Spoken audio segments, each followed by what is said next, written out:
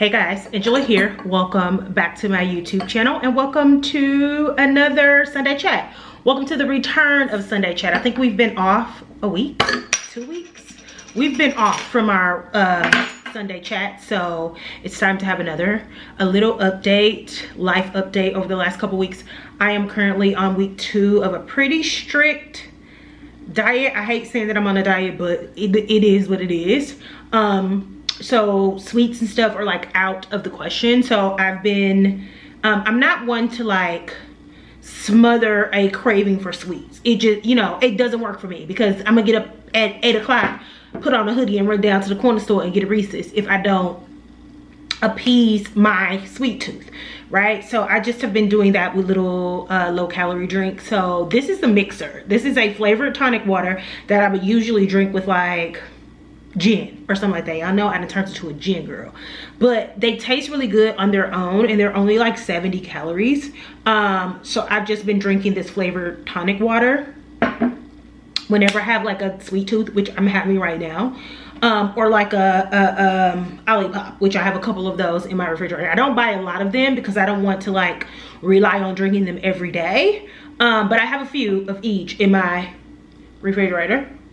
I'm telling you, that hits the spot. Anyway, today we're going to talk about the power of pivot. I've been having this conversation on TikTok this week, mainly talking to younger people because I saw a video of a young lady that came down my page, and she basically had a caption like over her video, and it was like, I hate when people, or not hate it, I can't remember it verbatim, so this is a paraphrase, but basically what she was saying is that, you know, when people tell her you're still young, you have time, she hates that because that's how you end up 40. Ooh, shade, I caught that shade. That's how you end up 40 and like trying to catch up or like still behind. So I left her a comment because a part of my platform, a huge part of my platform, is to get young people to reframe their thinking as it relates to their goals and their future, because you know we spend so much time, because I used to be like that too, so much time on the tangibles, how much money is we're gonna make, what we're gonna do for a living, what that looks like to other people, and not enough time on how we feel, right? How are we going to exist in this life? How do we want to wake up every day and feel right in this life? I think it was Michelle Obama. She has a podcast now, and I can't remember if she was doing an interview or if it was on her podcast. And I'm paraphrasing her too, because if y'all know me, y'all know I can't remember nothing. But she basically said something like, we need to start finding joy or being comfortable in the ordinary, right? And so I've said that, right, pretty much on here before, that the thing that I find most successful in my life is that I have learned how to be happy, genuinely happy, right? And comfortable. Not, you know, comfortable where I'm not moving forward, but genuinely happy in the mundane. I look forward to just like my everyday life. And that is my biggest accomplishment, because so many people do not know how to exist in their ordinary. So that's pretty much my whole crusade online, talking to young people, specifically young women, because I've said that before, that's the cross that I want to pick up and bear, right? Young women are my thing. And so I wanted to talk a little bit about that and the power of the pivot, because I am in the middle of a pivot. I'm not pivoting because I have to, I'm pivoting because I want to. And a part of that message that I shared on TikTok is, you know, I'm not telling you to not set goals and work really hard at them and be really determined, right? And tenacious, and to achieve that goal and then to go after another. That's not the message. I would never tell you to do that, because I did that. The message is, and when you're setting up those goals, right, make sure you are also adding soft skills to your goal. Empathy, self-awareness, all of those things that you are absolutely going to have the skill to employ when it comes time for you to give yourself grace, right? Or other people's grace in situations that don't work out the way that you plan them. Because one thing I can tell you, you know, I tell you a joke, but I never tell you a lie, is you can plan something down to the T. That you have control over. You have control over planning how you want your life to go, setting your standards, you know, choosing your career, you know, all of those things that you have control over. What you do not have control over is your environment, the things that happen around you. So you can plan to the T, and something can happen to you in your environment. You can get laid off from work. You know, your significant other can pass away or get injured and become 100% dependent on you. You know, things can happen to you that are out of your control. And so I feel like we're millennials, right? I'm talking about my generation. I feel like where we failed young people as the generation that created social media is that we have spent years and years, and now it's starting to redirect. You got people like me and just a bunch of other burnt out millennials saying, hey, we got this shit all wrong, right? I feel like where we went wrong is we used this tool here to promote the hustle, the grind. You got to get it out the mud. If you ain't doing it exactly this way, saving this amount of money, doing this type of thing, then you know you behind, you sleep, you lacking. And so young people are watching us create this grind culture, right? This hustle and grind culture, and it's giving the babies heart palpitations, right? So we spent so many years teaching kids the hustle, which is important, right? The hustle is important, but we never taught them the flow. We never taught them the flow. And I feel like that was irresponsible of us as a generation, because I also see us as the generation that sort of, you know, broke down those societal norms that like pigeonholed us into like one way of an American dream. I feel like so many of us were able to find joys in alternative ways of living and existing, and not enough of us who have been able to do that was sharing, right? The people that were the loudest were the people that were getting up at 4 o'clock in the morning, dumping their damn face in a bowl of water. To be fair, I think he's pretty young. I need to look up how old he is, but I think he's pretty young, and he might be a product of the hustle and grind culture that I feel like, you know, millennials set forth. And like I said, I feel like we're doing a lot of course correcting now, where you see a lot of content and conversation around, you know, rest and relaxation and self-care and mental health and all that type of stuff. I've been going to therapy since 2000.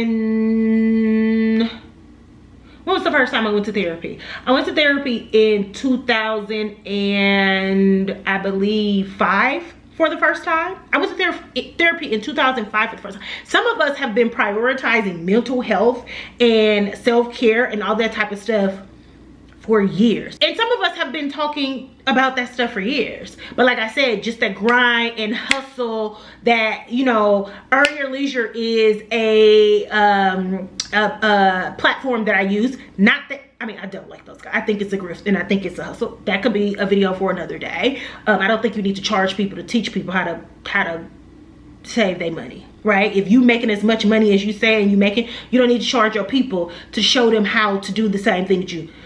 That's neither here nor there. Anyway, I mean, it'd be different if it was your intellectual property, right? Something that you created. You didn't create that. You found that on the internet in books. You could just get them the links to where they can go find it. That's not what this is about, right? But I was using that as an example of like, I don't subscribe to the idea that I have to earn my leisure, that I have to work, and then I can enjoy the fruits of my labor. I did, right? I did, but eventually I was like, actually, this is a shit way to exist, and I deserve leisure in the hustle. They need to work in tandem, or I am not going to make it through this. Especially coming up in it, and I feel like young people are going into, I think it's gonna be worse than when I was coming out of college, 2007, 2008, when we hit that badass recession. Especially when we are going into a time where young people are going to find themselves having to do what they have to do in the moment, because that is all that's available to them. I didn't realize back then that I was sort of bucking against the idea of, you know, hustle. Then once I get to a certain point, then I can like reward myself. Girl, I I used to have this rule where there was a point where I was making just enough money to pay my rent, to get gas, to buy food, you know, or whatever the case may be. But I would always, every time I got paid, I would go, at that time I was really into like lipstick and stuff like that. Every time I would get paid, I would go buy myself one thing and not feel guilty about it, because you know how fucking miserable it got to be doing what you gotta do, meaning you're likely working under your potential, but you gotta make money because you gotta pay bills and you gotta survive in this world. Do you know how fucking like demoralizing, at least for me, it would have felt to go into Verizon with a master's degree and answer the phone and let people yell at me and not do nothing, not have one moment of enjoyment? Every time I got paid, I would go to Mac. I would go, you know, down to some store that I like, buy me a shirt, buy a lipstick or something like that. That is advice that I still give to my little sister, to my nieces every day. Even if you are on a budget, you have to set aside something to do something for yourself. Right? It is an absolute miserable life to go work a job and not be able to afford yourself anything, right? Especially if it's a job that you don't like and you're doing it because you have to and not because you want to. So that was my process even then. It's really my thought process now. My hustle and my leisure is in tandem. I don't have to earn my leisure. I deserve it. And I am going to make sure that I have it. Now, mine may look different than yours because we on different ends of whatever the case may be. But you find what leisure you can afford and you do it. And if that's a cup of coffee a few times a week, then it's a cup of coffee a few times a week. You're not going to go broke because you bought some coffee. I know that's the one that people like to use. But you know, I was just telling young people, I want y'all to get out of the mindset that you have to have, if you haven't reached this certain whatever by this certain age, then you're behind or you're going to be playing catch up. Because life happens to you more often than not. And you may find yourself at 25, at 30, exactly where you want to be. And then life happens and then you have to start over. And if you do not give yourself the gift of empathy, right? And again, going back to those soft skills, working on your mental, working on your self-awareness, the things that are not tangible, right? That people cannot see, that you maybe can't see all the time. But when you find yourself in a position where you need to employ it, it's there. If you don't start to do that, you're gonna have a hard knock life, because I'm telling you as a 41-year-old woman, not to fearmonger and tell you that your dreams are not going to work, but to tell you that there is nothing wrong with a pivot and a plan B, right? If you're the type of person that's like, I got a plan A, ain't no plan B. It is what it is. Okay, fine. Fine. But at the very least, start acclimating yourself with the idea that, you know, a pivot could come at any time, right? I might need to redirect at any time. It doesn't always have to be because something bad happens. Something happens to you. You could wake up one day and be like, I've done all I needed to do. All I've wanted to do in this career, in this relationship, in this whatever. I want to do something different. I want to do something different. So it isn't about not having a hustle and working really hard and grinding towards the goal that you want to reach. It's about having a little bit of a realistic approach to it. So if shit hit the fan, if shit fall apart, you don't fall apart along with it, right? I'll use myself as an example. I am in the middle of a pivot, not a pivot that I have to do, a pivot that I wanted to do. I just wanted to change. People ask me all the time, why are you leaving Chicago?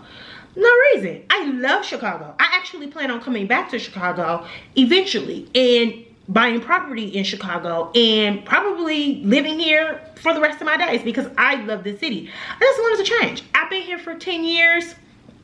You know, I've done lots in Chicago, and I just thought, while I have the ability, I'm able-bodied, I'm in my right mind, I have the financial ability, you know, I have the free will, I have all of that to move around. There are dreams that were deferred. Speaking of being able to pivot and making all of these plans and things not working out for you. A part of why I decided, you know what, now is the time to revisit those dreams deferred, because I had to pivot. When I went off to college, I literally have been pivoting all my life, right? When I planned to go off to college, I only had one city in mind, and that was Chicago. I didn't have a dorm room. That didn't work out for me. So I had to pivot. I had to say, okay, I made this plan. And keep in mind, at that time, nobody had taught me what that meant, right? So I was falling apart. People taught me how to, go after what I want, how to start, but nobody taught me how to start over. So there were so many times in my life where I was falling the fuck apart because nobody said, baby, you gonna have to, you can make all the plans you want, but you also need to, make another plan. We talk so much about like, ain't no plan B. Make a plan B. Listen to auntie, make a plan B. And to be truthful, my high school counselor was probably the only person that was ever like, baby, you can't just, I get that that's exactly what you want to do, and I want you to do exactly what you want to do, but you have to set some contingencies in place. And I did not listen to, and I feel like that's how the people are doing me on the internet. I'm like, listen to me. And I put all of my eggs in coming to Chicago, and then it didn't work out. So then I freaked out for a year, but I feel like it was innately in me, because immediately, and I've told this story here before, immediately I popped into pivot mode. I had a friend going to Lincoln University of Missouri. It's an open enrollment school. Open enrollment means I could go up there and enroll in school today. What I knew I wasn't going to do is sit out a semester. So I went to a school that I didn't plan on going to. Now there were consequences for that decision, because where I wasn't going to have to pay out-of-state tuition, I wasn't going to have to take out any loans going to school in Chicago. I absolutely had to at Lincoln University of Missouri, because it was in Missouri and I was an Illinois resident, but I was willing to take that sacrifice. That was a pivot, right? Went to that school, did extremely well, got to the end of my junior year, 12 credit hours left. Miss Lincoln, had joined a sorority, had already applied to Howard for grad school because I was a journalism major, and I was going to Howard to get a master's in broadcast journalism. Get expelled from school. Not suspended for a little bit, expelled, never can come back to the school. The moment that I found out that I was even under investigation, something in my spirit, and maybe it was a pivot that lives down in me, said, get your ass to the, I had a credit card, I got to the library, I filled out like 15 applications to different schools. By the time I was fully expelled and back at East St. Louis, I was already getting an acceptance letter. Because I said, baby, I might be down, but I ain't finna be out. Do you understand me? A pivot. I get to TSU, a little rocky in the beginning, found my footing. I graduated from undergrad. We in a recession. Ain't no work, ain't no jobs. I can't find a job. I'm working at Target. I'm hostessing at night. So I said, you know what? I wasn't planning on going back to grad school so quick. I would like to have somebody pay for grad school, but I can't just not do nothing. So let's just go ahead and get grad school out of the way. I'm gonna have to pick up some more loans, but it's still a part of the plan. It just wasn't how I planned it. But I'm gonna do it anyway because it's a part of the plan. So let me just go ahead and go to grad school now. Pivot. Then I decided to stay in Nashville instead of going to New York because I had a boyfriend. Pivot. Then and then I graduate grad school in 2011. It still ain't no job. So I'm just doing what I gotta do. I'm doing what I gotta do to make it. And you know, it's working. It's working. And then I finally get my big girl job and everything starts to fall in place. I'm making more money than I ever did. I'm able to pay my bills. I have money where I can do more than one leisure thing every paycheck for myself, right? And then I get back with my ex-boyfriend. And then again, it was one of these pivots that I chose to make. And I come to Chicago because I'm thinking I'm about to marry and have children that I didn't even really want. We talked about that, right? With a man that like in my gut, I felt like I wasn't supposed to be here. But I also was, but I was also still chasing that, you know, okay, I have to hit all of these pillars, you know, in my life to be considered successful, right? So gut feeling be damned. I was coming to Chicago to get married and have a couple babies with this man. So then, you know, my trifecta of success would be complete. I come my ass to Chicago and he is mad as fuck. He treat me like shit. That lasted 10 months. Now I'm in Chicago all by myself. I done gave up my job. I done gave up my apartment. I got $10,000 in saving. I done took a little endless road. I'm making $40,000. That ain't enough to live in no apartment in Chicago. I mean, it is. But baby, I was fighting for my life. I ran through that little $10,000 emergency savings so fucking quick. It took me a year to find a job, making enough money to really supplement the life that I needed to live in Chicago. And I still wasn't making as much as I was making before I left Nashville, but it was more than $40,000 a year. God, what's the saying? You tell God your plan and watch him laugh. Now, I do absolutely believe that I was supposed to end up in Chicago. Right? It wasn't because of that man. It wasn't because I've done any like extravagant, big, like grandiose thing. But I would have never found Angela, like in the true sense of who Angela is and what Angela wants in life and how she wants to exist in life, if I had not come to Chicago. Thank God that I did not marry that man and have them kids. Can you imagine? If I was married to that man with some kids that I didn't even really want.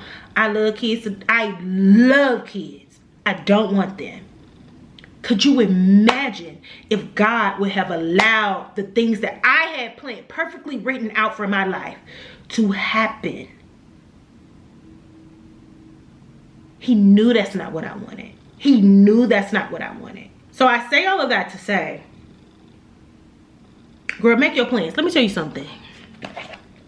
This little Moleskine, I don't know how y'all pronounce it. I say Moleskine. This notebook go everywhere with me. Everywhere with me. I still plan my life to this day. Do it. It's all in this little book. Do it always work out? No. Absolutely not. I think I started talking about this and I got on to a tangent about all the papers that I've made in my life. Me moving to DC is a prime example. At the middle of last year, I said, you know what? 2025 is the year. I am leaving Chicago. Not because I need to. Not necessarily because I just, you know, not because of this big old reason. Just because I want to. I want a little change. So I'm going to go to DC. That made complete sense in June of 2024. And it seemed completely feasible. Around December, I'll start looking for jobs. You know. Maybe I'll get me a good government job. I'll be able to, you know, still work towards my public service loan forgiveness. And I'll spend a couple years in DC. And then, you know, I'll make my way to New York, spend a few years there. Make my way back to Chicago. Buy a house at about 46. You know, and go from there. I've had 3 job interviews, two in a possible. I ain't got neither one of them. Now, there has always been a contingency to pivot back to like, I'm not going nowhere, because if I can't find a job, I'm not going nowhere, right? People have been talking about, oh, the job market is terrible. So I've always had in my plan, if I can't find a job, I'm not leaving the job I got. Like, you know, I'm gonna jump out the window, but baby, I got a parachute on. I'm not that fucking crazy, right? I've had 2.5 interviews. I haven't gotten anything. With this new administration, it's just, I don't know if it makes sense. I don't know if it makes sense anymore to leave a job that is a sure thing. Even if I were to get a job, I'm like, shit, what if I leave my job and then I go to the other job and then they decide to do layoffs? So So it's like all of these things that are swirling in my head, not necessarily out of fear, but like I have to be practical and it gotta make sense, right? So I am literally building in these contingencies and these pivots, because what I thought was an absolute thing in June, it's not so absolute now. And if I were not the type of person that made my plans, but also know and understand that life happens to me, I would be so bummed. I'd be like, oh, I told everybody I was moving, and you know, people gonna think this. I don't give a damn what y'all think. But that's also why when we were talking about this, I always said, I'm telling y'all now, I got the right to change my mind. I didn't say what it was based on, but I got the right to change my mind. If I were a person that gave a damn about a pivot, right, about seeing things through exactly as I had them planned, I would probably leave my ass from Chicago, go to DC and struggle because I said I was gonna do it. No, no, no, no, no. No, no, no, no, no, no, no, no, no, no, no. So what I've done is I've expanded my search to New York. I'm like, okay, like let me look for jobs in New York too. I'm not giving up on the idea of when this lease is up, leaving Chicago and going to other places that I've always dreamed of living in. It has changed. So I've opened the job search up to New York. I've started applying to jobs in DC and New York. I don't know where I'm moving at this point. I've also made a plan for what I'm going to do if I end up staying in Chicago. I know I want a bigger space. I'm still gonna put my 60 days in when it's time, and I'm going to start looking for another apartment. You know, and so if I end up getting something within that 60-day plan, I'll move to DC or New York. If I don't get nothing in that 60-day plan, I'll make sure that I got my ears to the street for an apartment. Like, I'm just gonna pivot, right? And that doesn't mean that I failed in my plan. I can always try again next year, or the next year, or the next year. But that preparation for life to say, actually, not right now, or that's gonna look differently than what you planned it to be. That'll save you a lot of heartache and pain. I'm telling, trust me. Anyway, that's it, girls. Hopefully that made enough sense, right? I be getting off on a tangent and get to talking, and child, I don't know where I be going in these conversations until I go back and look at the chat when I'm editing, and I'm like, that actually makes sense, like when I'm putting it all together. But I thank y'all and I appreciate y'all so much for all of the support. My hands look crazy, but y'all, I wanted to do this video while I was doing my nails, because I've started buying a bunch of like press-on stuff to like start trying to be a press-on baddie, because I'm just so sick of wasting my money on nails. But all my stuff didn't come in time, so it wasn't like a do my nails with me and chat video like I wanted to. But if you watch next week's vlog, you'll likely see me trying to do my nails. I'll put it in that. But I appreciate y'all so much for engaging in these conversations with me. I think I'm gonna take a clip of this and put it on Substack. So make sure you go over there and just like and engage on Substack as well. Make sure you follow me on TikTok, Instagram, all of those things. I am trying to be more active on Instagram. I feel like I say that all the time, but I feel like I'm doing a better job. So make sure that you're following me over there.